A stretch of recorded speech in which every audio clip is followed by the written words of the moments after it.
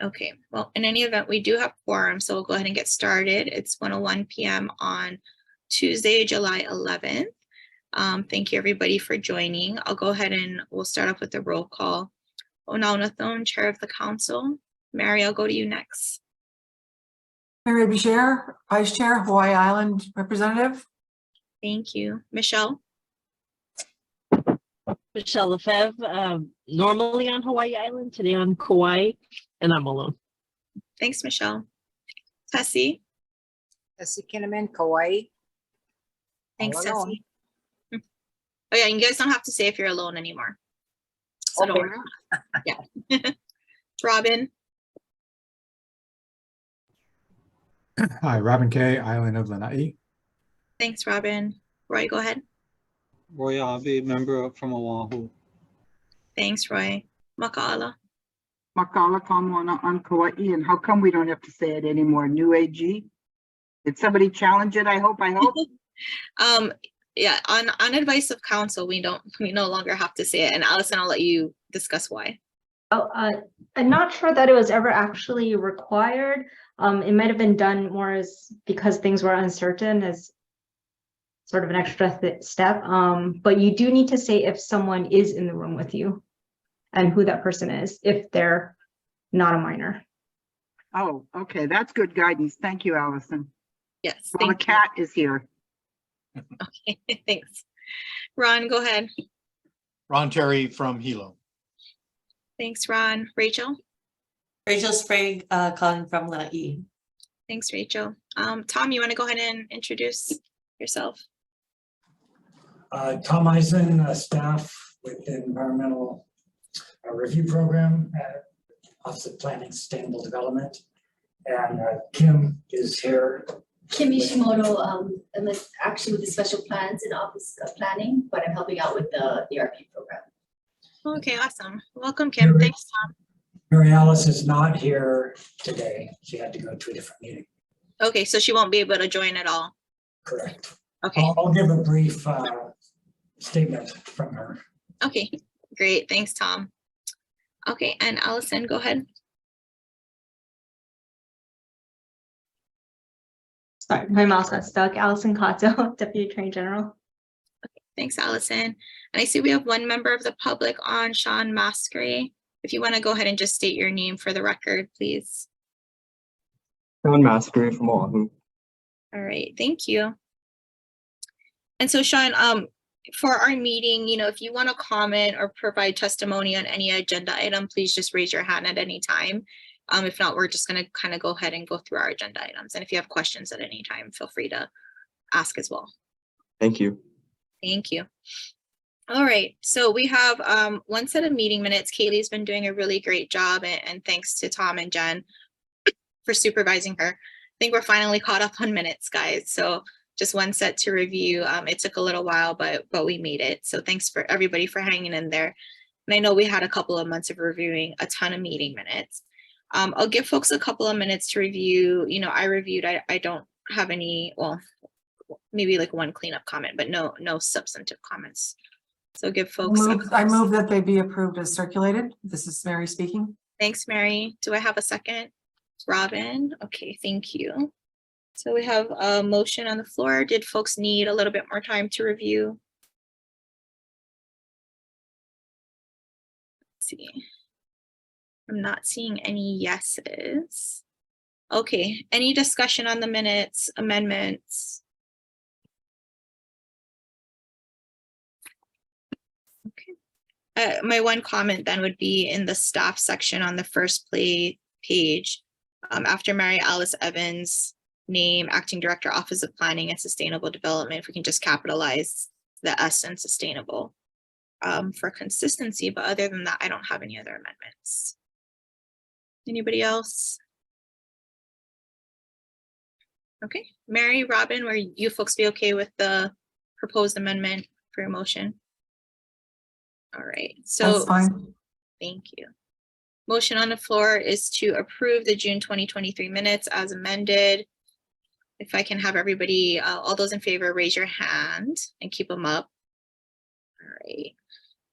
Tessie, you're not voting, or you don't abstaining? You're voting? Okay, got it. So we do have all of the council members on the call voting in favor of approving the minutes. I won't do a roll call. 9, okay. All right, thank you folks for reviewing. So then Tom, I'll go ahead and hand it over to you to give the interim director's update. Okay, thank you. And I will note that Kaylee's on vacation, so she'll be catching up with these minutes in the next couple weeks or so. But it's great that we have that support to be able to stay on top of things. That's good. Mary Alice had to attend an in-person meeting on the redevelopment of OCCC as a TOD site, so she could not come here. Also gets her status now as interim director. It's changed from acting director.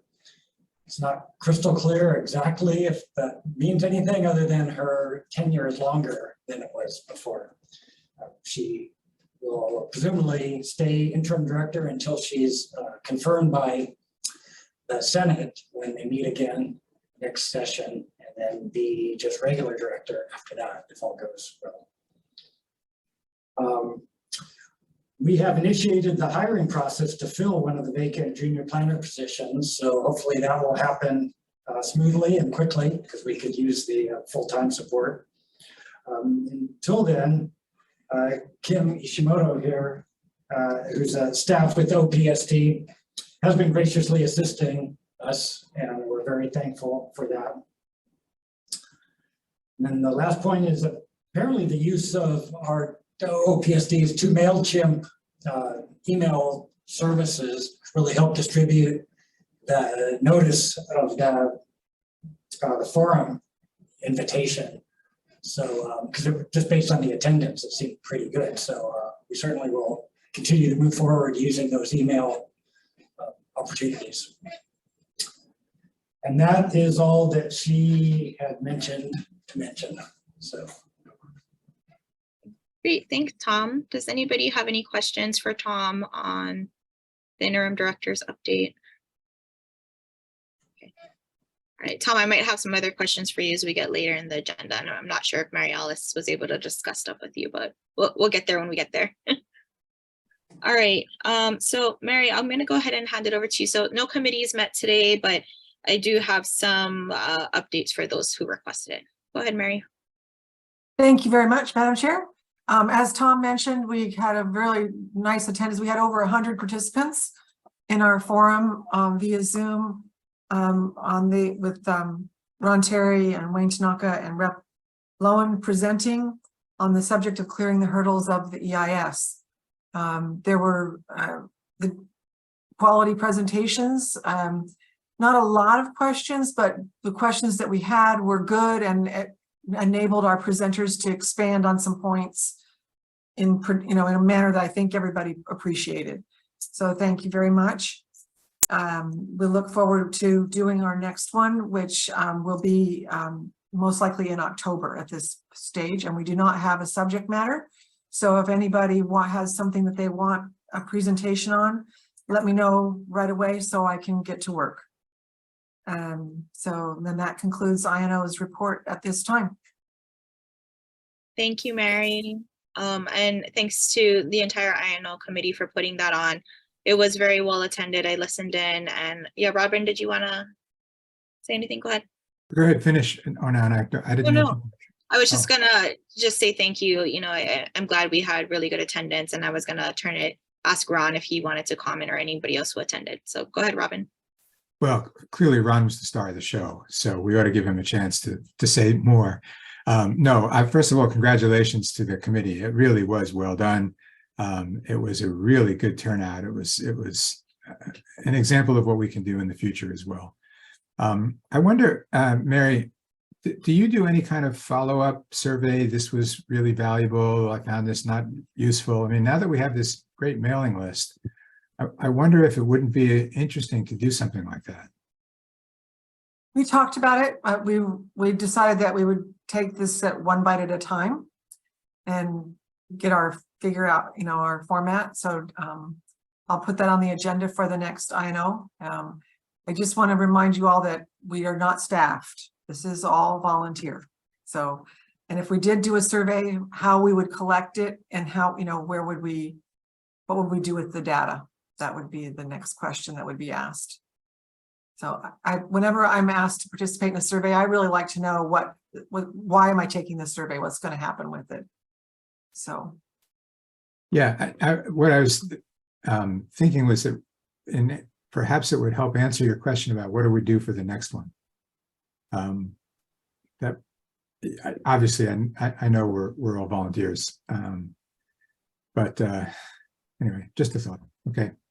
No, I wasn't being critical of your question. I just wanted it to be in the record so that if a legislator ever listens to any of our minutes or anything, they understand how badly we need their help. When Zoom does a recording, as I assume that meeting was recorded, does it also then capture the list of participants? We did a screenshot of that. We have that data. Okay. Yes. Okay. Well done, Mary. We also capture the chat. Good.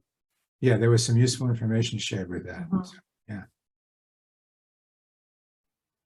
And Ron, how many requests did you get for autographs? I was curious. I wanted to ask you about that. Yeah, I thought it went okay. It's a little different when you're one of the presenters and stuff. I felt that I wish there'd been more questions. We had time enough for questions. And yeah,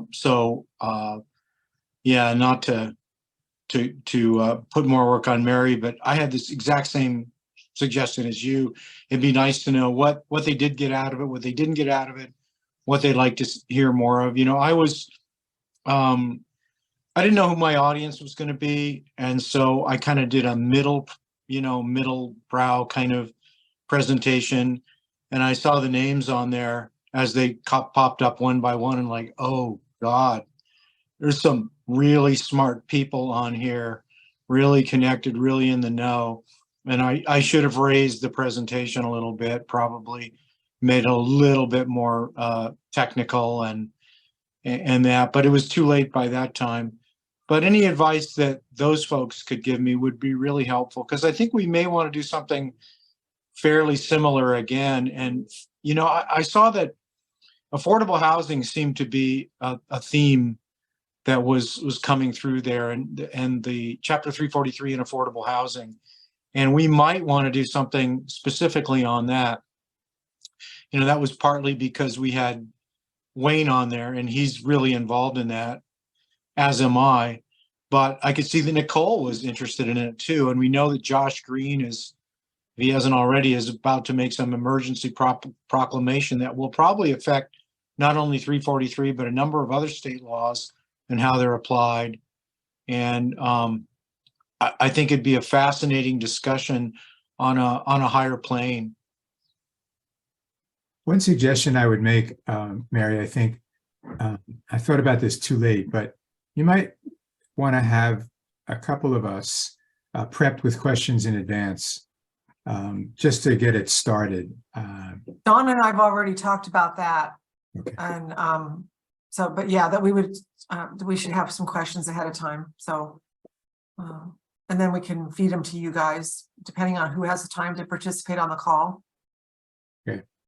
But, yep. Overall, I just want to say thank you to the INO committee and sounds like OPSD ERP for doing for really getting the word out and getting a lot of participation. If this is how it's going to be in the future, I think we have a bright future.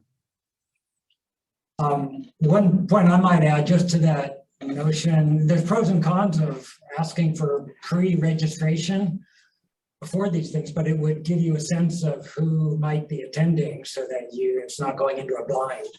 So just something to think about as far as future meetings. The way I set up the Zoom, I can capture that ahead of time if you want. So I'll put that on the list. Yeah, that's a good idea. I was going to say, Mary, if INO does discuss the idea of maybe feeding questions to members who might be attending, I think that might be a good idea, just to help have the conversation flow and letting folks know ahead of time, hey, we might ask you to ask a question or speak, just so folks aren't caught off guard on the day of or right at that moment. And then I do, Ron, I think I like your idea about maybe a second forum if INO is interested on the affordable housing and the working group that I think you and Wayne were involved in. And I know that came up in the last 2 legislative sessions with respect to changing certain triggers or even adding exemptions to 343. And for a lot of us who aren't involved in the discussion, and I think this legislative session, the discussion was like, hey, we're close to coming to an agreement, don't mess with it, right? And that's all I know publicly that was shared. So I mean, personally, I'd be interested in hearing more about what the working group, or I don't know if that's the correct term that you folks have been using, but you know, the WHOI that's doing this and what might come out of it. So I think that that's a really good one. Mhm. Maka'ala, go ahead. Thank you. Yeah, I appreciated it very much. I thought it was well done, and I thought it was appropriate for general audience stuff. Ron, I get your point, but you know, I think going middle of the road is the wise choice, and then following up with people that might, you know, have more experience in the same subject area as TOD. Yeah, the transit-oriented development concerns. So we don't have those very much here on Kauai. We have a couple, but on Oahu, it's a big deal, and you can wrap affordable housing into that, you know, because that's where some of it is going to be proposed.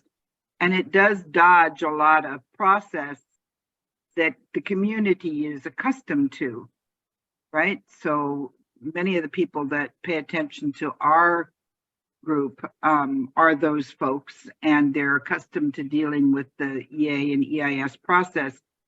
And there are parts of, you know, the big bugaboo here is everything that gets done in emergency permit. So literally, the Department of Transportation delays maintenance here until we have an emergency, and then does the work that they've always wanted to do that they don't have to get permits for. I mean, it's a strategy, it's a tactic, it is done. And it's an abuse of the idea of an emergency system, right? But they'll admit it. And I'm concerned with TOD and affordable housing getting folded into that in some ways. And for those of us that have to slog our way through, you know, 20 and 25 permits to get work done in riparian zones, it's more than annoying. Yeah.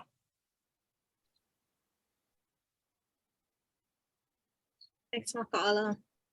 Anybody else have questions or comments on the INO updates? All right. You Well, know, just one more thing.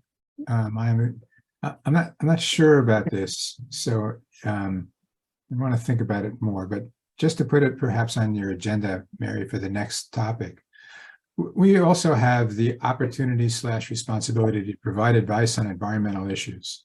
We're not limited to having a discussion about 343.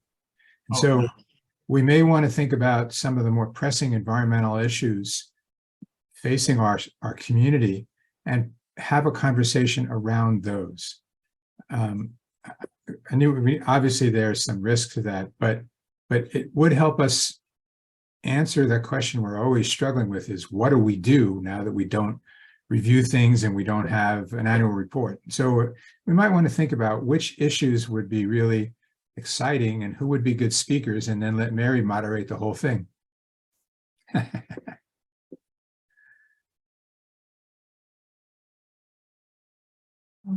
I told Dawn at the last committee meeting that I thought it was time for me to stop being the chair, since I'm going to rotate off the council in a year, and that someone like her should start, you know, getting her feet wet. And she quickly changed the subject.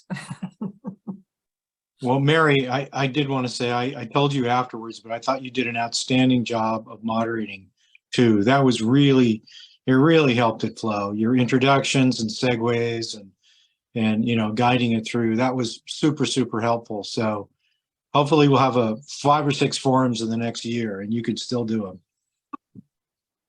I'm not sure we'll have 5 or 6, but no, we're probably only going to do one more this year in October, because then we start getting into the November, December And then, but we know all the forums we've done so far came out of that list of forums that we all agreed upon from the strategic, that survey that Robin did of our sort of our users, so to speak.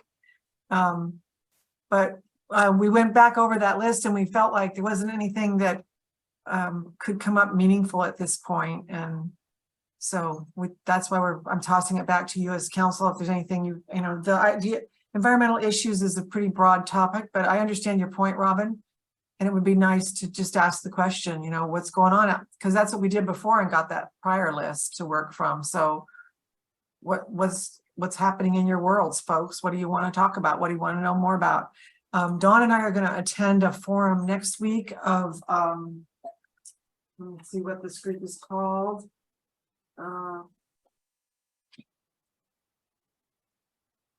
I only have their acronym, the NDPTC. Do you guys know who that? Some planning group that Dawn sent it to me to suggested that we're going to see how other state agencies are holding their Zoom forums to see if we're, better, worse, out of compliance, how we might be able to work smarter. So we're going to do that next week, Wednesday, just to see how they do their products. Wow. Is that the National Disaster Preparedness Training Center? Yeah, I guess so. And Paul DPT? Kim does. Paul Okay. Kim does. Okay. All We right. just want to, because we only know what we did. So, and we know some things that we know more what doesn't work than we know what works is how we feel right now.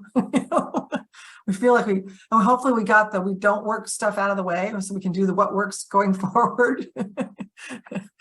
But it was really between the MailChimp and then I got the chamber to broadcast. We had 5 participants that came because of the chamber, and I had 2 realtors that were on. So it's only 2, but we start that affordable housing. There's tons of questions in the real estate industry about how that study was done and everything. So I could see us getting a big audience from the private business sector if we did a forum on that, which would probably mean that you'd have to be back on the panel, Ron. Mary, did you get any sense from Rep. Lowen of her opinion of how it worked? Did she comment after? She sent me a message thanking for being allowed to participate and to let her know anything else she could do to help. And I just told her we need money. She laughed. Sort of an ongoing dialogue that we have. Go ahead, Roy. Yeah, I thought it was really good. Is there a link that was distributed for the recording? Mm-hmm. Where's the? Yeah, we actually, Tom and I were talking about this at the beginning before we went live to the meeting. We sent the links for both of the immediate 2 past forums we did, and but Tom hasn't posted them to the website because Tom didn't know he was supposed to. So now we joked about how we're all learning our new job descriptions that are called "What We Do Minus Less," and that's not LESS. With the link to the recording, then you reach more people. So that's even. Yeah, but we sent the link to we sent the link. I thought you were on for the the list. I sent recording. the link. What, for the recording? Yeah. Oh, okay. But I'll find it and I'll post it on the website. Okay. Okay, sorry, I might have missed it. I put both of I put them on a jump drive, so just in case, so that problem we had a year ago when we can't find that now. So I put them on a jump drive so that I have them forever. So separate of any computer. Well, we truly learned that less is more. Right. So Tom, when you post these links, are they on the council's main page? Yeah. Okay. Yeah. I can find it. Okay, great. Well, any other comments on the INO forums or ideas for future forums? No? Okay, well, thank you again to INO and to Ron for being our resident expert and being game to do these things. So I think everybody did a great job. Next up on the agenda, I'm going to hand it over to Robin for the strategic planning committee discussion. Thank you, Onana. Yeah, I thought we haven't had a meeting in a couple of meetings, and I thought it was time to kind of step back and see what the council wanted us to be doing as we move forward. Just as a reminder, we had 4 priorities in the very beginning of the creation of the Strategic Planning Committee.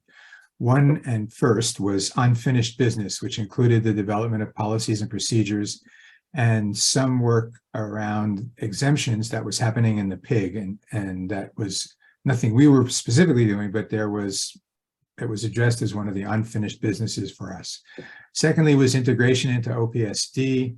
Third was the elevator speech, and fourth was the issue of carrying capacity. We've addressed the first 3 of those. We have not done anything at all on the carrying capacity issue. We've also been talking about the annual report. We spent a lot of time working with the annual report committee and came to some conclusions as a result of the work in those 2 committees. We also talked more recently about recruiting new members and transition planning for those new members. There's a lot of conversation about informing constituents regarding the EAC's role, and obviously the work that Mary and her committee did was a really good example of that happening.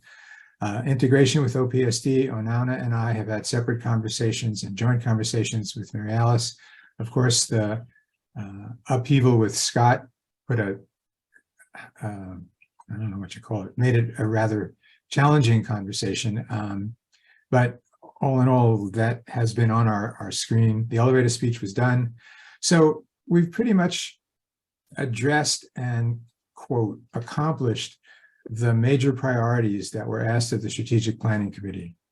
As I said, the one we haven't done anything on is the last one, which was the issue of carrying capacity. And that was, the subject was about what role the EAC might play in having that discussion statewide, which is what made me think, Mary, about the possibility of some non-343 specifically related EAC questions as what might be part of the next or one of the future INOs. So all that said, I think the Strategic Planning Committee has done what it was charged to do at first. And so I wanted to open it up to the rest of you for a discussion about what do you want to see us do next? What are the things that would be helpful for the Strategic Planning Committee to do, or do we just leave it in abeyance for when we need it in some future time?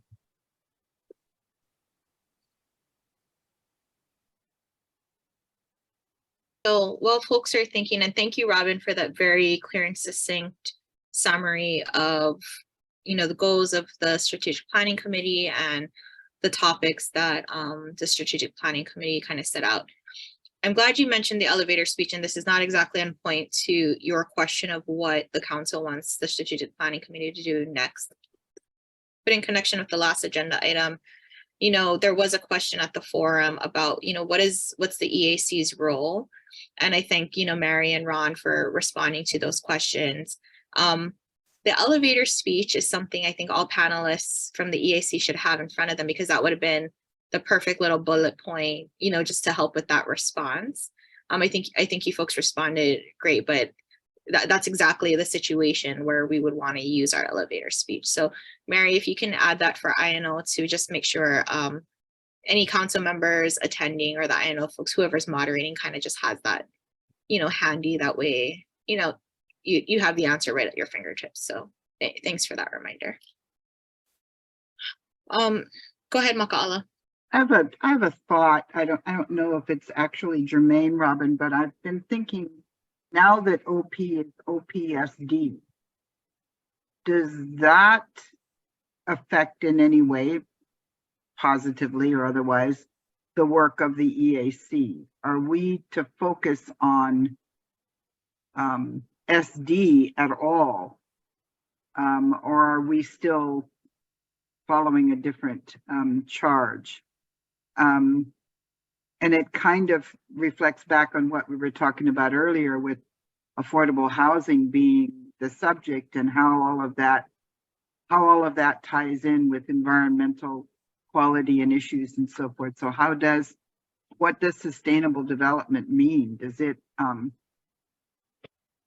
does it mean that we pay more attention to all of the 343 stuff, or less attention, or what does that mean, and what role does the EAC have in that? Because when OP became OPSD, it really started me thinking that, you know, it's not just planning for planning sake, or, you know, what's coming down the pike, but with that as an emphasis. The planning has a specific focus and agenda for Hawaii, hence the change in the name. So that's the only thing I wanted to put in there as far as strategic planning, and as far as even the elevator speech, because we wrote ours before, you know, it was, well, at least I wasn't thinking about SD, but at that point, I certainly, you know, we certainly didn't say it. So just wondering, just thoughts. I think those are good thoughts, Maka'ala. And, you know, as I pulled up HRS 341.6 functions of the Environmental Advisory Council as you were speaking, because, you know, again, when 341.6 was drafted, right, we were attached to DOH. And so I think a lot of DOH's goals and functions are reflective in that language in terms of, you know, right, the council serving as a liaison. They changed the words from, you know, director of OEQC to Office of Planning, but still the words are, you know, regarding ecology and environmental quality, right, which Department of Health really looks at environmental quality. So, you know, perhaps there's still a little bit of a disconnect in our statute. I think we do.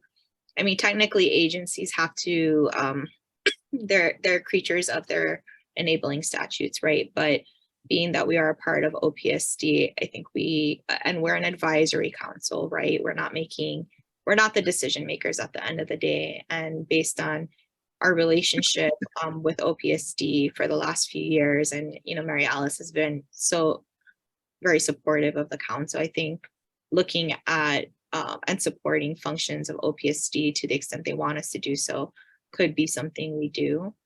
And if Allison, if you think I'm saying anything wrong, you know, let us know. Again, we're advisory, right? We can make recommendations on things concerning environmental quality. So yeah, I don't see that as far beyond what we were created to do, what you suggested, Makalo.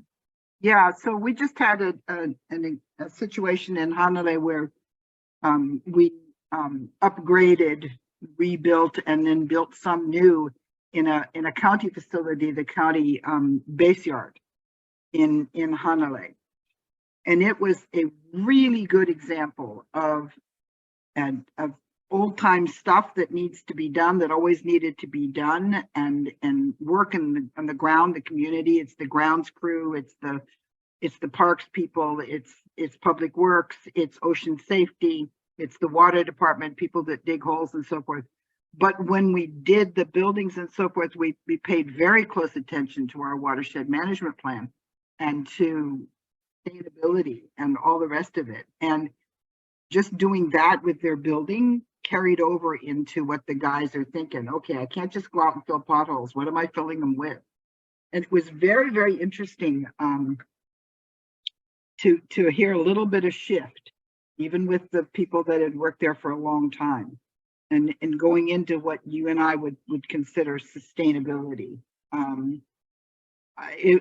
It's interesting because it's evident to me that government understood, got it. Nobody was holding a legal, you know, hammer over their heads. They weren't part of a litigation or anything. And they made a real effort. They captured all of the rainwater, and, you know, I mean, they made a real effort. So I think there's an opportunity there for us to, I like the SD. So I think there's an opportunity there for us to answer that question before of, you know, so what do we do? You know, how do we advise? Who do we advise? How do we advise? And that's, you know, we don't have much of a role in advise, at least I don't, in advising planning. but I sure do in sustainable development, you know. Thanks, Makaala. And that might be, Tom and Kim, when you folks speak to Mary Alice, I mean, I think internally those are decisions to, like, we can't insert ourselves necessarily into what OPSD is doing. And Mary Alice in past meetings has done a great job of having, I know folks from the CZM program presented to us to kind of let us know what that program's doing. And I know we had a couple other programs present, but if there are thoughts from OPSD and how the council can, be helpful to OPSD, we're certainly receptive to that, right? And yeah, I think that'll help us kind of figure things out too for how we move forward in this new role. Right. Also let Mary Alice know that the council is interested in these things and would like to engage in discussions as appropriate. Great, thank you. Anybody else have thoughts? One other thing we need to think about in this conversation is working with the legislature.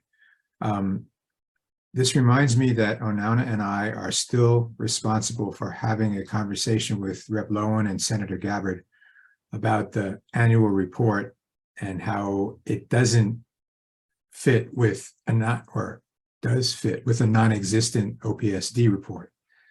And we need to inform them of that, and that then needs to change the legislation probably, which leads me to think that perhaps, and maybe this is more appropriate in the legislative committee, but strategic planning could be the same. What are other changes? Are there changes that we would like to pursue with the legislature? And I'm interested in going back to the videos that were just sent. Thank you. To the question that I asked at the very end, which was for each of them to recommend something they would change.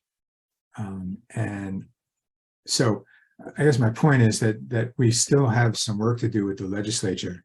And I would think, Onana, you and I should do that, and we could do it by Zoom, I suppose, prior to the legislature's, prior to December, which is when Right. I think that's normally when we try to meet with them. And yeah, to that end, I think, well, internally, I think we still need to have, I know we've all gone back and forth on the annual report requirement, and it's, right now it's not as onerous as it used to be in the format that we're doing in terms of a recap of what we've done and, goals for basically the next year. So, I know some folks really want to have it. So I at least for me, I don't know if that's as big of an issue at this point. It's not taking a lot of labor in this form, right, where we're basically doing a summary, but that's a discussion we can certainly have. Again, one other thing just to get on everybody's radar is, and Robin, you mentioned it, the exemptions pig. And so Michelle and Ron, I think that's something we got to maybe wrap up before December as well, because to the extent anything comes out of the pigs report in terms of recommendations for legislative changes to 343, or if they're just to our rules, I think we should at least have that idea before going into the next legislative session so that we can ask for any and all changes kind of at one time.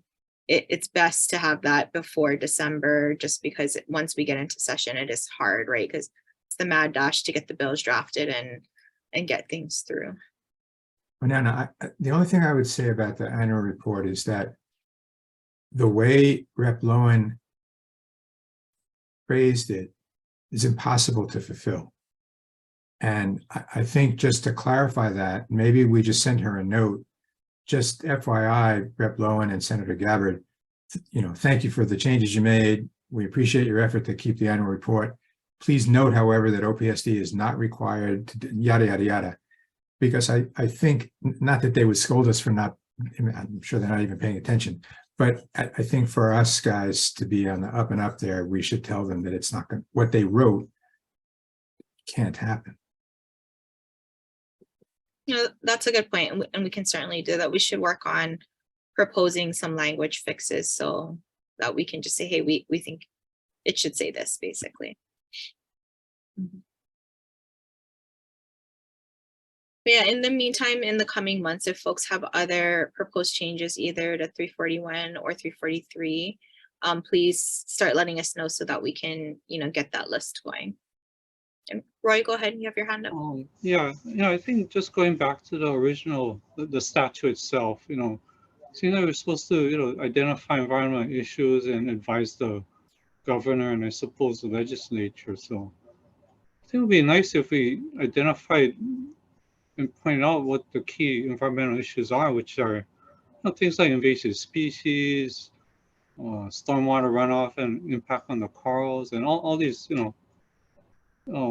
seem like that's what we're kind of tasked to do. And we can do that annual report, but if nobody reads the annual report, then it doesn't get us much results. So I think we got to look at the results. How do we get results with our recommendations? And same thing with the forums. They're all good.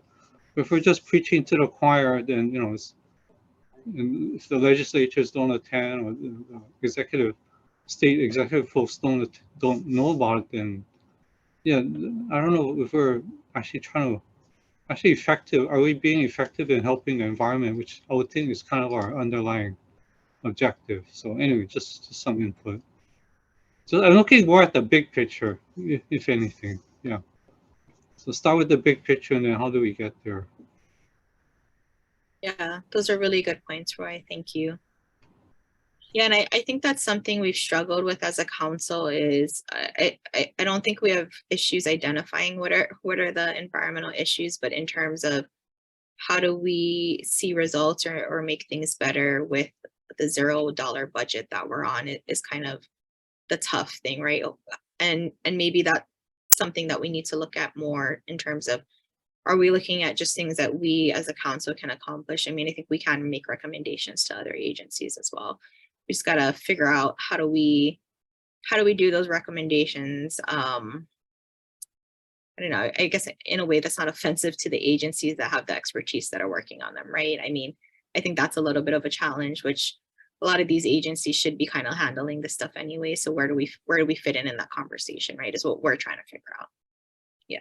Yeah. Again, I know I've mentioned this many times, but yeah, in the 60s and 70s, the Department of Health had an environmental planning group, which identified a lot of priorities, and there was the UH Environmental Center, which also spearheaded resolving a lot of environmental issues, setting priorities and getting funding and all those things. So yeah, the two entities have disappeared. So I don't see any agency looking at the bigger picture and pushing, what identifying the priorities and pushing to get things done. I mean, everybody's kind of working in their own silos, which is okay, but you got to put the money where you'll do the most good, basically. Right. It's interesting. It's good that you mentioned that, because actually at the end of the last forum, and we've spoken to actually Rep. Lowen about this for several years now, and she's very much still interested in a Department of the Environment, right? Which I think is really what you're getting at, is kind of an overarching agency. So I know that's something that's come up in the last several legislative sessions. It's going to come up probably in this next one. And yeah, if that's an initiative we want to take on working or trying to figure it out, how would it be structured? Where would what branches from where? I'm sure at least one legislator would be very thankful for, that work, right? If that's something that we wanted to take on. Yeah, and you'll remember, I think it was Scott who told us this, that one of the many challenges in establishing a Department of Environment was the Constitution set a limit for the number of departments you could have. And I thought we were at that. So there was some conversation that creating a new department would require a constitutional amendment. It got real complicated. That's not to say we shouldn't talk about it, but that was just one of the many bureaucratic / political barriers to it. But it might be interesting to have that conversation with Rep. Lowen again, and then make that a conversation that we have internally. How do we get to a Department of Environment? All right. Well, I don't want to take. I just want to add, Scott. I don't know. Somehow Scott got involved in that discussion really early when he was appointed by David Egan. I remember him saying that they were not going to pursue the Department of Environment because that would take pretty much all their effort, and they wouldn't have, time to do anything else. I think, yeah, it was just too much to take on. So I could see his point. It was a good thing, and yet it just takes so much effort that, yeah. Yeah, I'm sure Yeah, it it's would. so hard. That's why, if, you know, I hate to say if we don't have anything else to do, because we got stuff to do, right? Especially with exemption lists and whatnot. But yeah, I can see that taking up an administration's entire 4 years, right? Which is not probably the best use of their time. But if there is some working group or commission or board who wants to, I mean, yeah, I mean, if our contribution in the next year is getting an outline of how to get to a Department of the Environment, I think that would be really helpful as a starting point. Food for thought. Yeah, I think that'd be a good task for the Strategic Planning Committee. And just to, if Robin was interested in doing that, and I would be, you know, just a high level, let's look at the different branch agencies and offices within each of the existing departments and look at their functions and their personnel. Probably couldn't get down to the budget level, but see if, you know, we could put together 2 or 3 different alternate, you know, forms of a Department of the Environment and toss it around among ourselves, and then perhaps be prepared to show it to Rep Lowen or others. That's a great idea, Ron. And actually, I would just turn around the last part of what you said. I think she's probably had her staff doing some really critical research on that since she introduced that legislation. And so by going to her, we then deal with, you know, Mary's comment, we're all volunteers. So if we could get some paid staff to help us do some of the work that would be required, she's been supportive of us, we'd be supportive of her. So I think we could take advantage of the effort she's already put into it. So it's a good idea, and maybe we pursue that with her. Yeah, and I think the value that this council would provide is really the practitioner standpoint, where she does have paid staff and whatnot, but I'm not sure who's on her staff and what their experience is. But, you know, even in terms of a Department of the Environment, I'm sure even folks on this call have a different idea.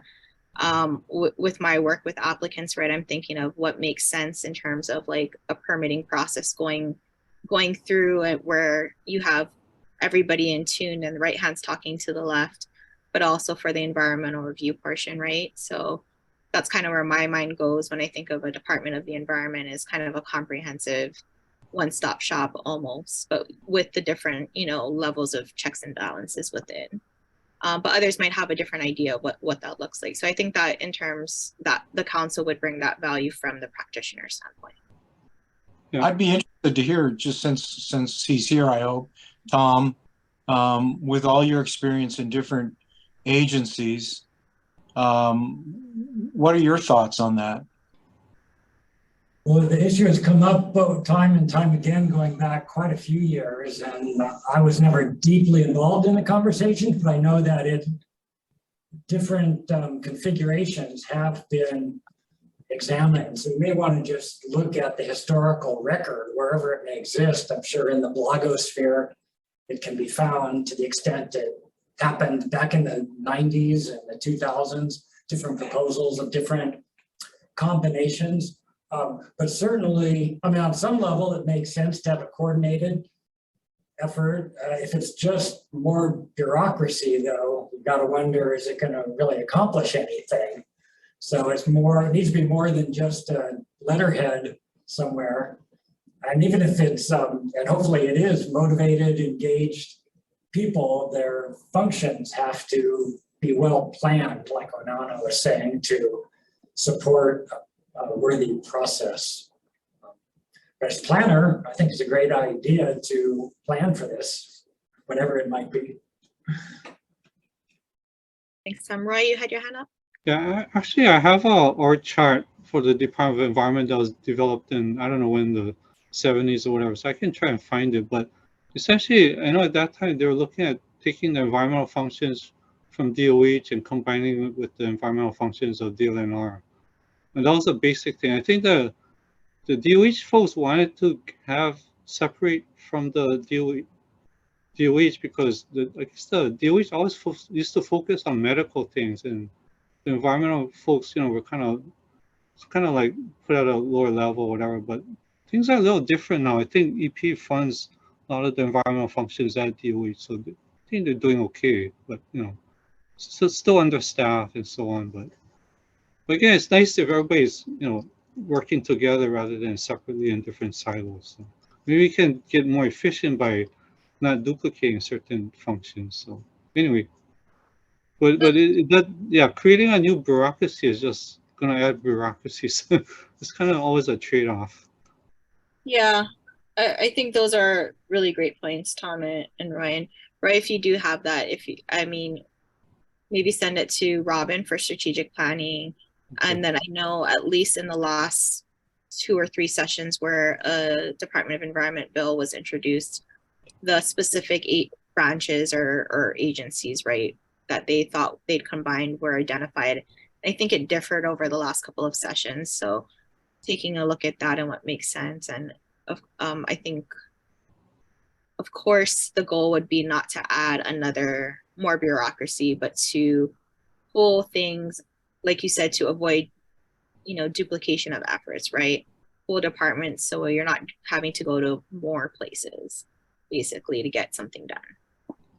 Yeah, I think the other thing that I noticed over the years is that just the funding for, say, DOH, you know, the water pollution programs is just different. I mean, you know, 30 years ago, you had all these PhDs and masters, and they were really well staffed. And then came all the funding, you know, cuts, position cuts, and yeah, it was kind of devastating. And I see that as also a big change.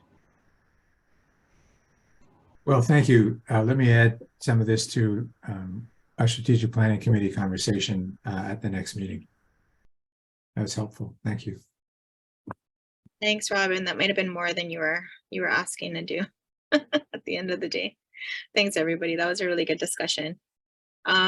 Anything else for strategic planning committee? Questions for Robin or from strategic planning committee? Okay. Our next agenda item is it's kind of similar in the strategic planning discussion, but as you folks recall on our last agenda, we were sent a pre-consultation letter for an EA project. And the discussion that we really had wasn't so much on that particular project and whether the council should come up with a response. I think with the 30-day comment period, we wouldn't have had time for everybody to look over it and then for us to have a consensus and provide a response from the council. So we said if folks were interested, they could respond in their individual capacities. But what came up from that discussion was a request to put on this month's agenda a policy discussion on whether the council should be responding to these types of consultation requests or reviewing, you know, EAs and EISs and providing comments. So that's my recollection of the request. I don't know if anybody wanted to jump in with, you know, additional questions and starting from there. And again, let's give a little bit more background. The council doesn't typically respond to requests for comments on EAs or EISs or pre-consultation requests. Actually, I think since I've been on the council, this was the first one that we've directly received. I know OEQC in the past and ERP does often get asked to review EAs and EISs. And so this discussion, I think it's come up in pockets over the years about, you know, what's our capacity for doing these types of things. And I think that's where this question came up in terms of a policy discussion of, is it something that we should be doing? So I'll let others share their thoughts before I do have thoughts on this, but I'll let others go first. Well, I would start with capacity or kuleana. I'm not sure that that's our kuleana. The question that rises for me is, who are we advising? If we're the Environmental Advisory Council, who are we advising? And I never thought we were advising applicants. I always thought we were advising the department. So that's the first thought that came to me.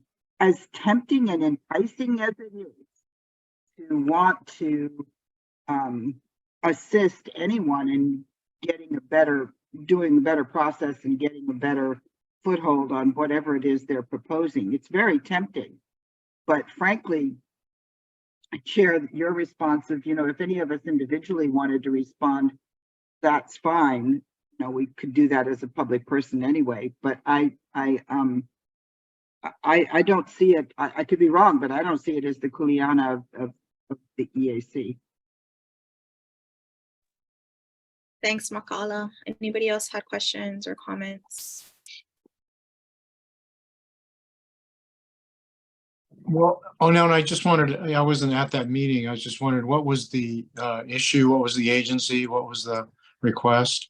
So it was a pre-consultation request for a project. I believe it was on Kauai. Sorry, let me grab my notes. Pre-consultation on an EA for a proposed tank replacement on Kauai. So off of Kilauea area off of Puhio Highway. So it was applicant or agency action? Applicant action, yeah. And the consultant, just send out pre-consultation, kind of cast a really wide net in terms of, this is the project requesting, any pre-consultation comments, right? There was another piece of evidence where people don't, including consultants, don't know what we do, who we are, what we do. And it's really weird because it's a very, very messy, moldy, old project. And there's no opposition. And I mean, I don't know why they would have even cast such a wide net unless something somebody would do if they were paranoid.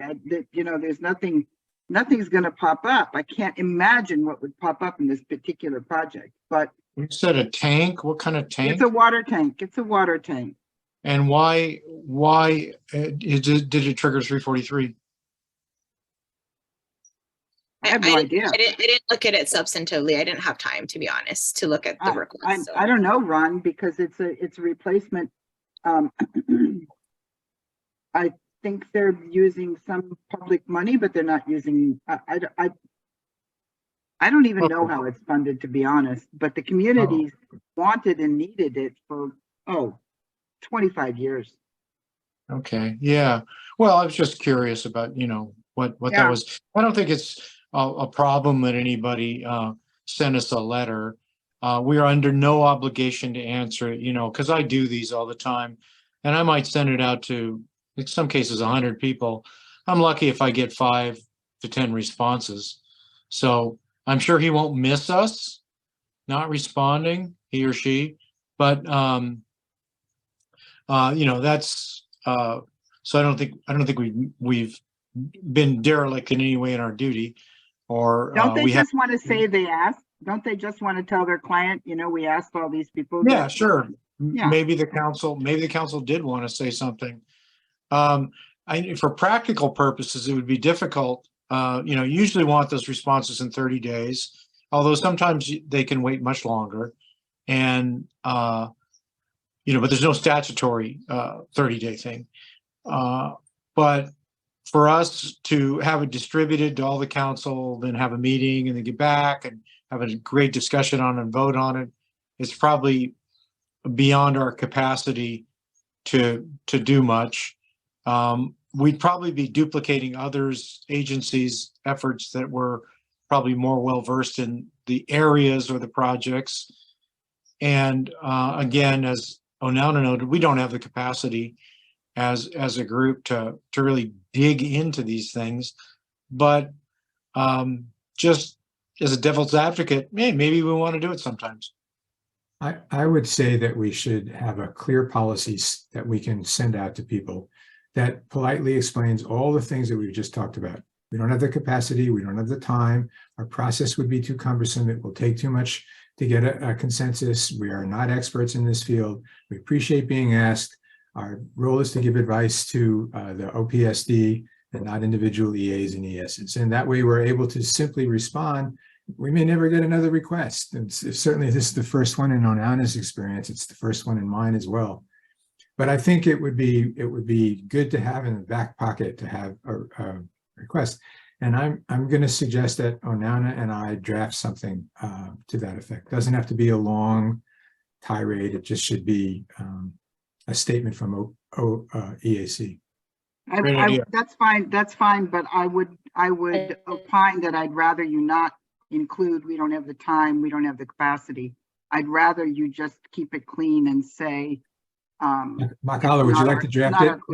No, Makala? no. Then please don't worry about the language that we'll use before we even get a chance to use it. Robin, I Wow. don't know that I want to provide a canned response either. I'd hate to tie the hands of future councils if this is something they want to take up.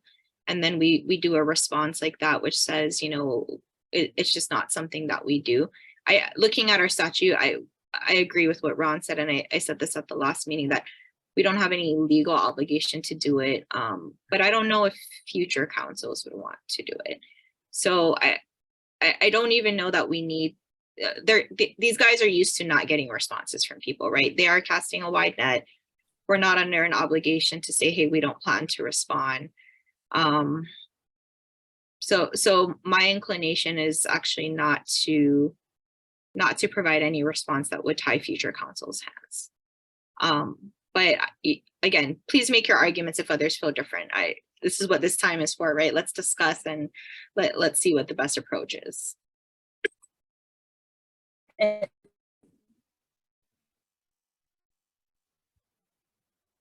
I think Michelle was starting to speak, but I think, Michelle, I don't know if you can hear us. I think you froze. Okay.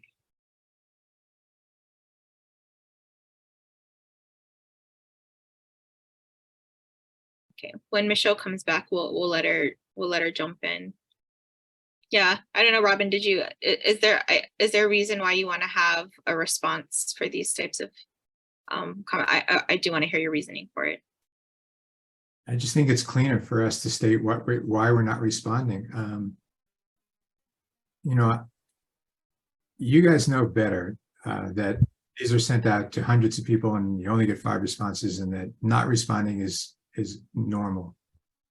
I just think we have a responsibility as a state advisory agency to make it clear what our role is. And that does not include commenting on EAs and EISs. I go with what you say, Onana. I hear you saying your point about future councils, but they could always amend it. I just wanted to say, yeah, anything that produced in that, reproduced in that. Okay, Michelle, you cut off, but I see where you're going. Yeah, anything that we respond with will be reproduced in the draft document. Michelle, did I get it? And sorry, you're going in and out. Okay. Yeah, so good point. So that just goes to the point, if we do provide a response, we just got to make sure that we're comfortable with the response. So yeah, I don't know, we could say something like, thank you for reaching out to the council, we'll take it under advisement. I mean, is that vanilla enough in terms of being politely providing a response? I want to balance the considerations on what folks want to do. You said that OPSD is often solicited for comments on EAs and EISs. Yeah, so under the rules, there is a provision where applicants, and I believe agencies, Tom, and correct me if I'm wrong, I haven't looked at this provision in a while, during the 30-day comment period, and now this is typically on the draft, right, can request that, used to be OEQC ERP review, and I believe it's actually a substantive review is what they're looking for in terms of, does our EA or EIS meet the requirements of Chapter 343 and the regulations? That's a tough job, and that's what the approving agency is supposed to be doing during that time. So I know ERP in the past has taken, due to staffing issues, it's tough. You can't always do it, but they also have done it on some EAs and EISs, and I think one we're all familiar with is, for Dairy Farm, right? I believe there was an OEQC review of that one. So Tom, if you want to supplement what I just said. Right. Well, with the rules and the statute both include language speaking to is that specifically for EISs, we can be asked for our recommendation on whether it should be accepted or not. So that's a pretty narrow slice of the universe of EAs, the environmental review documents. And generally, we would politely decline because of the timing, because not only does it have to be within 30 days, but it has to be early enough in those 30 days to get the response back to the agency so that then they can make a decision. So certainly with the staffing that we have, it's very unlikely to happen. Other than the standard scenario is that we are always asked that for agency EISs, state agency EISs, to support the governor's office, which by statute is the accepting authority. And they don't have the subject area expertise. So we do an analysis of the final EIS and give a recommendation on accepting it. As you may know, agency EISs are not under a 30-day time clock like how an applicant EIS is. So we do support that, you know, essentially, I guess as a courtesy, but it's almost a request from the governor. But what you're specifically talking about in this discussion item is on requests for consultation, like pre-consultation. That's even before the 30-day comment period. We get a lot of those requests and we just do not respond like many other entities because we don't have the staff to do the review, let alone even to respond. I mean, I guess we could come up with a canned response, but we realize that the consultants are sending these out, they're not expecting a response, so we just don't provide them. Hopefully we'll get to the point where we have staffing where we can provide that. That's what we'd like to, but kind of me, myself, and I here, just trying to hold the fort down. So at this point, we're not doing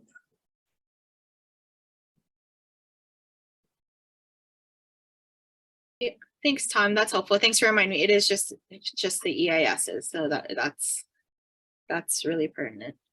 So yeah, I mean, I think, listen, this would be something I think interesting to do, and as for the council to, if we were to take it up, right, it'd be helpful to getting folks who aren't as familiar with the documents, familiar with the process. But I think, I mean, if we were to do this, and I'm just playing devil's advocate, I don't think that we should, and I honestly don't think we would be able to get a lot of this done in the time that we have, and then for everybody to agree on it. But we would need everybody to review these documents so that we can have a discussion and come to a consensus on what our position is, right?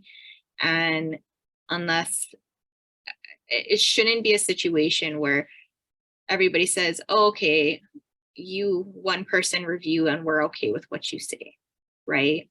And for a lot of these documents and these projects, I mean, these are areas that we practice and that folks are really involved in. We will certainly have different opinions. And so, I mean, we probably would be conflicted on some of these things as well. So yeah, should be very that's tough. That's a really good point about the conflict. You know, also, I think, you know, having done early consultation, you know, 500 times or so, I never send anything to boards or commissions. I don't send to planning commission. I send to individual council people, but not to councils as a whole. But they're actually paid to be on the council. But I don't send anything to boards or commissions because I don't really think it's appropriate. Even the land use commission, I don't send to. I might send to staff, but not to the commission itself. Commission on Water Resources, I would only send to the staff. BLNR, only send to the staff, because I don't think it's just too much responsibility for citizens to try to comment on these. The agencies have subject matter experts, and they can comment. For citizen boards, all answers tend to be, to some degree, political. And I don't think anybody's looking for political answers, something that we vote on and decide on. So, you know, I would just stay away from doing it. Ron, given that and clearly the consensus of everybody to not respond, do you think we should do something in writing that states that policy, or should we just ignore any requests that come in? I'm a little ambivalent about that. I see, you know, I'm kind of right between you guys. It's easy not to do anything. At the same time, it's nice to have a policy. It's nice to state something I don't think we should respond to people when they send it. But if we wanted to have an internal policy that we would admit could change over time, I don't think that would be a bad idea. That's why when you suggested it, I did say, that's not a bad idea, but I probably wouldn't push for it. If someone came up with one, like you were suggesting, maybe we could all examine it and decide at that point whether we want to adopt it or not. It's a lot of work for something that people may say, nah, never mind.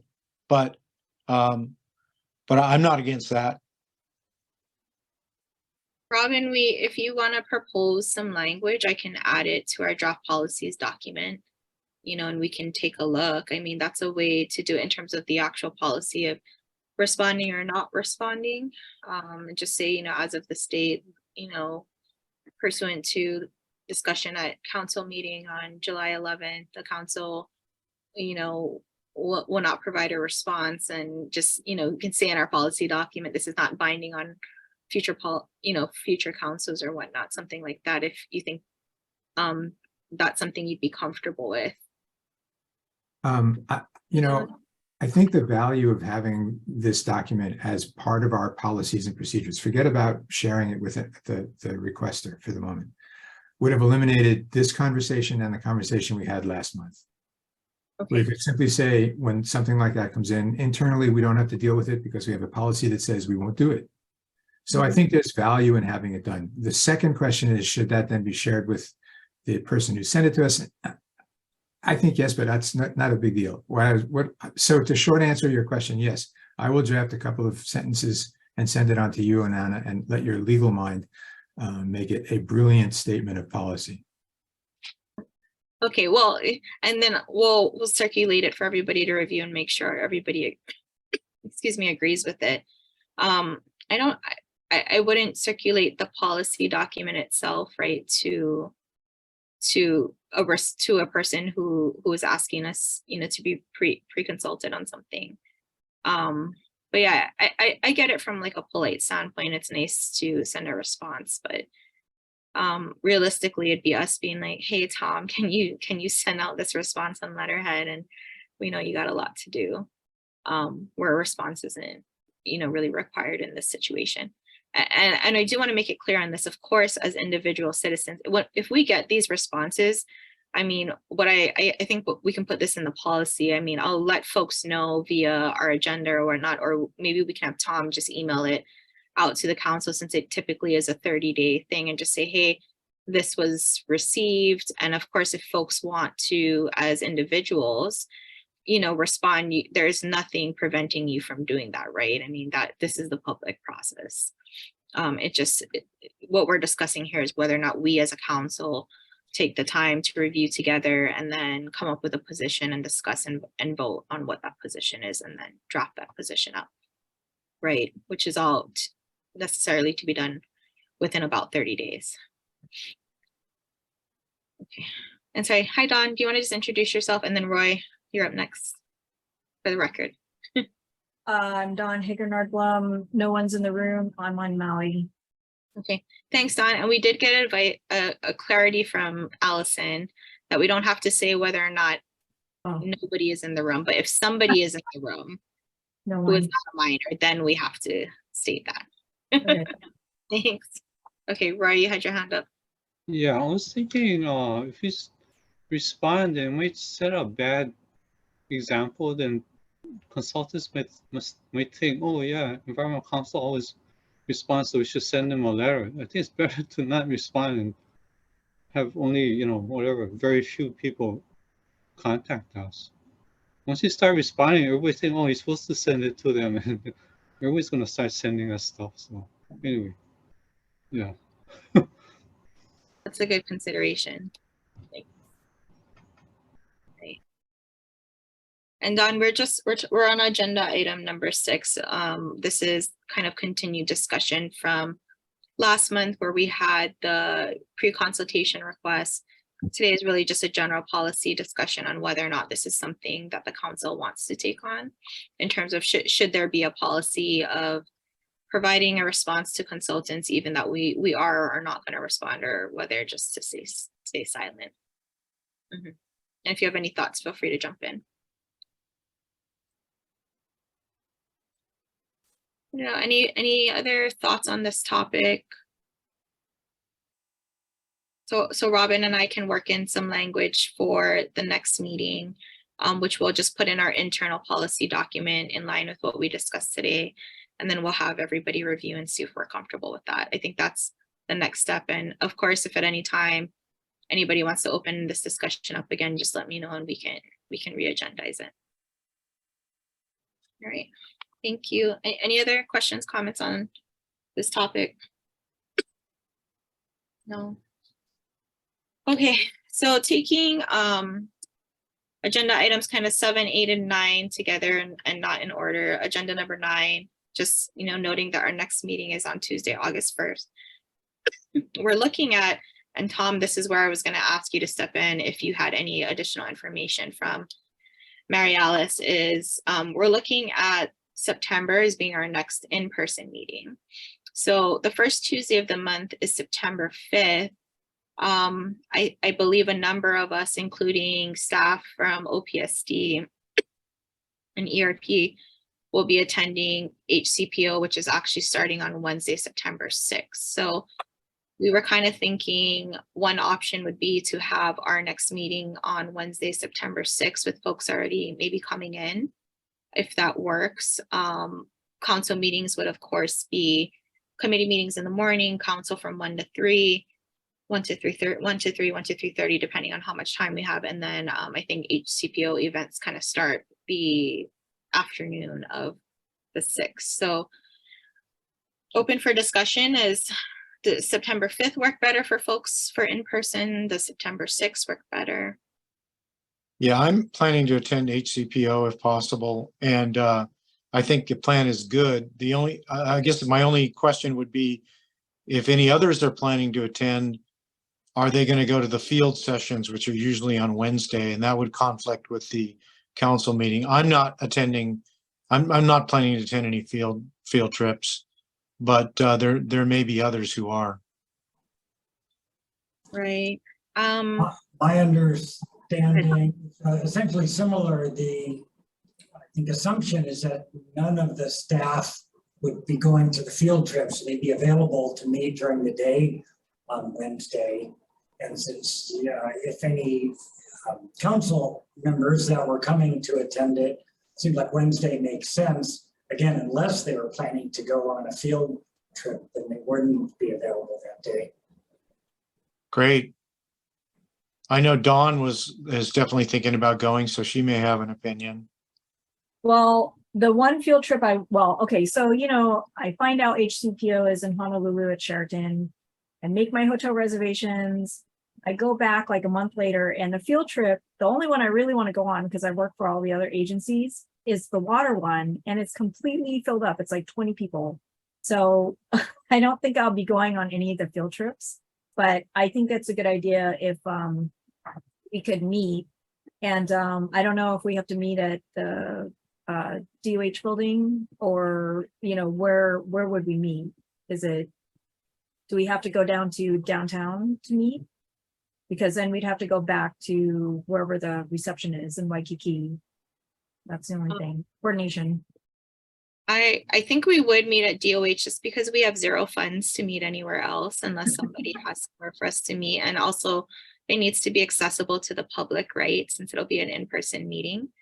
That being said, I'm happy to give people a ride to Waikiki. I'm planning to attend HCPO. I'm not doing any of the field trips. So I can drop folks off in Waikiki after the meeting if we do it on Wednesday. Again, it is still on the table to do the meeting on Tuesday for the folks that it's normally for. So that's why I wanted to have this discussion. So for Tom confirming from ERP side, it's no problem to have it on Wednesday if we want to have it on Wednesday. If we want to keep it on Tuesday, that's fine as well. And the expectation from our side is that it would be here in the state office tower. Probably be great if somehow it could be at the Sheraton, but that probably would have to be arranged with the organizers of the event and paid for, and unlikely. Yeah, I don't think it's likely for the Sheraton. It's pretty tight. I think Wednesday at downtown is great. There's buses, there's Ubers, there's people that can give us a ride. We can easily get down there and get our Mai Tai. I recall that the evening event starts kind of later, 5:30 or 6 o'clock or something like that. So it probably would be plenty of time to go from the meeting here to the reception there. I could be wrong with the time, but that's my recollection is that it's a little later. No, I think you're right because it allows people to get off work and go to it. That's how they do it. Yeah, and depending on which committees will be meeting, we can always adjust meeting time. Like if not all the committees are meeting, we can move the full council meeting earlier as well. So we can adjust the schedule just depending on folks and depending on flights coming in as well. So so what I'm hearing, and tell me if I'm wrong, obviously for the HCPO folks, a Wednesday meeting works fine. I want to hear from those who I should are note that I won't be available. Sorry. okay, you can. Okay, I'm going to the site visit. okay. That's okay, Allison. Is there an opportunity for an AG sub if we need it? I mean, hopefully we will. I'll try to get questions to you ahead of time and depending on what's on the agenda. But if for some reason we were to need an AG sub, is somebody available? Yeah, I'd have to find a replacement. Okay. Yeah, I can let you know. Is this going to be in town? Yeah, it'll probably be at the state office building. I think that's what we're looking at because it's a free venue and it's open to the public. Okay. Okay, so for council members, yeah, in that room that Tom's in, for council members who are not going to HCPO, do you folks have any preferences or any restrictions? I'll just say my apologies. I don't think I could make either day. My brother's getting married on the East Coast, and so I'm going to be traveling for that. My only brother. No problem.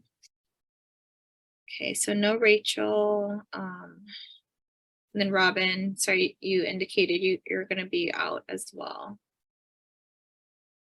Okay. Anybody else who can attend? Do you folks care about September 5th versus 6th? The 6th works better for me because I'm flying out of Honolulu that night to go to Denver. Okay. For a meeting over the weekend. Okay, great. Okay. Roy, Tessie, are you guys okay with the 6th? My term is up, so I'm not going to be attending. August, we lose So I'm you in trying to find somebody to replace August, me. right? But Yeah, shoot, okay. We're not letting you off. We held on to him as long as we could. I think. yeah, 8 years. Okay, wait, but you're gonna make the August 1st meeting, right? We still got Yeah. you on August 1st. Yeah. Okay. I'm Alright. kind of struggling finding a recommended replacement, but we'll see. I asked 3 people, got turned down. So, but I have more. Thank you for asking. And yeah, if you do have somebody who has interest, you can put them in contact with me, and I can help them, direct them to the commission's website. And yeah, once session starts again, I'm gonna get back onto it. Okay, Michelle said she's okay with. Oh, go ahead. Sorry, I just pulled up the program booklet. So the breakout session starts at 3 p.m. Yeah. On Wednesday? Yeah. Oh, okay. It's mapping the turning tides 3 to 5. Okay, so let's meet at 9 o'clock in the morning. I think we can make that work. Well, we can definitely meet earlier. I think Robin, since you're traveling, there'll be no ledge, no strategic planning, excuse me. And then well, Michelle just had to drop. Ron, do you know if we were expecting exemptions committee? And I'm not sure. It's hard to say at this point. We could be doing it. Was Allison talking about a committee meeting that for HCPO, or was she talking about the reception? no, I guess they're actually having a mapping session. Oh, I put a link to the program in the chat. I don't know if any of us are going to be attending that mapping session. Okay. Probably. But if we are, maybe everybody should check out the program. I'm not going to be attending that. Onauna? There's no information on it besides what it is. So, but yeah, if we have a council meeting, that'll take precedent. I had only planned to go to the reception on Wednesday since there's not usually a substantive session on Wednesday. Yeah, and they sometimes have these other, and also if you're an officer, sometimes they have some sessions too. But I think for most of us, we'll be fine until the reception, which we all want to go to. And then Thursday's the big event, yeah. And sometimes there's some good sessions on Friday too. I know Onauna is going to be there for the law one, and that'd be great too. I was planning to come in if we had a meeting on Tuesday. I was going to be a Tuesday, Wednesday, but then I was going to leave on Thursday because the hotel's expensive. So now I can come in on Wednesday and stay Wednesday and Thursday and hit the Friday session. So it'd be really great if we could do this on Wednesday. Okay. So sorry, Tessie, you are okay with Wednesday? Okay, and I'm good. Mahala, you as well? Yeah, I'm okay with Wednesday and I'm not planning to attend. Okay. I'm Alright. I'm debating to attend It's about HCPO. Yeah, okay. Okay, well, just so you guys know, regular registration ends July 31st and then the price goes up if you do want to go. Okay, so it sounds like everybody, well, most people who can attend are okay with the 6th. So we'll do September 6th as our next in-person meeting. So I will leave it up to you folks. And Tom, do you mind sending an email to the full council since we don't have some people, letting them know that we decided on September 6th is the next in-person meeting so that whoever needs to make flight arrangements can start working that out with you folks. But our next meeting again is Tuesday, August 1st. Okay. All right, that is all that I have on our agenda for today. Does anybody else have any questions or announcements? No? Okay. Well, thank you folks so much. We had some really, really good discussions today. I appreciate everybody participating and being present. It is 2:28 p.m. and we're gonna go ahead and adjourn the meeting. Thank you, folks. I'll see you in August. Thank you. Thanks, Thanks Tom, for organizing.